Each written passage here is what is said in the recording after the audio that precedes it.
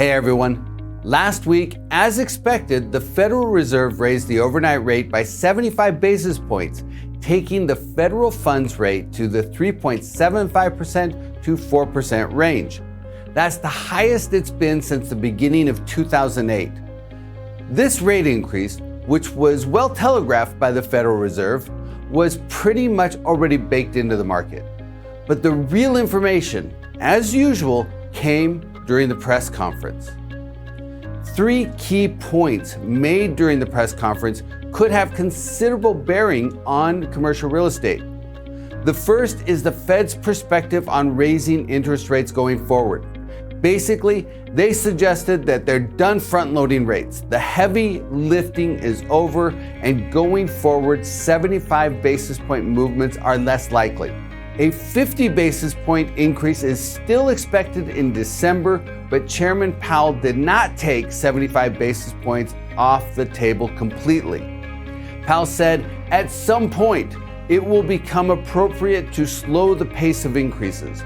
But he also said, incoming data suggests that the ultimate level of interest rates will be higher than previously expected. The Fed also acknowledged the time lag between their rate movements and the resulting effect on the economy.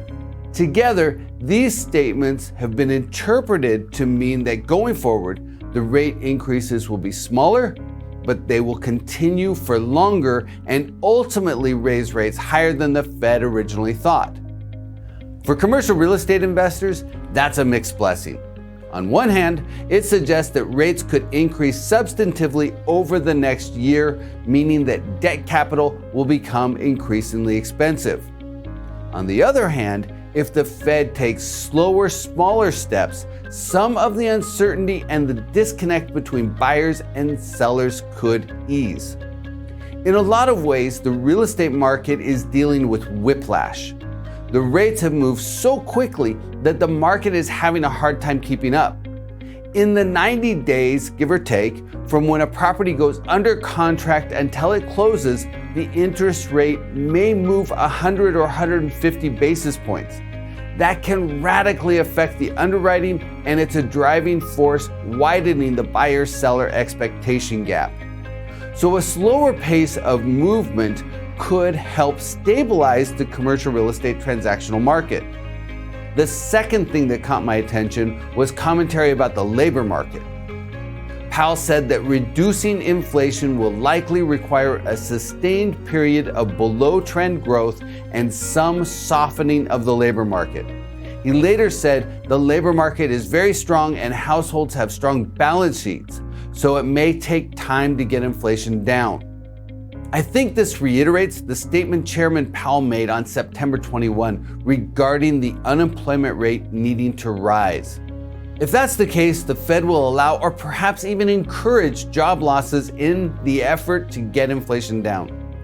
The Fed has signaled that its top priority is beating inflation into submission with rate increases, and they're willing to put the economy into a recession if needed. That couples with the third thing that caught my attention.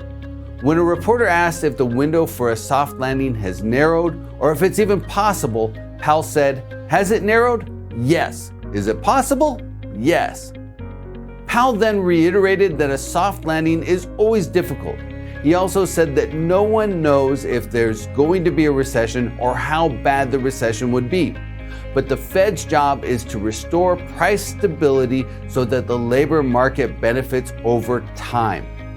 Other comments made at the press conference suggest that the Fed won't let up until they see a clear downward movement in the inflation rate that indicates it will retreat to the 2% range.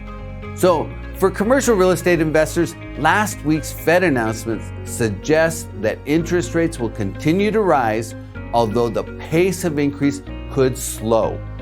The other takeaway is that the risk of a recession in 2023 is rising. The Fed won't blink if it comes.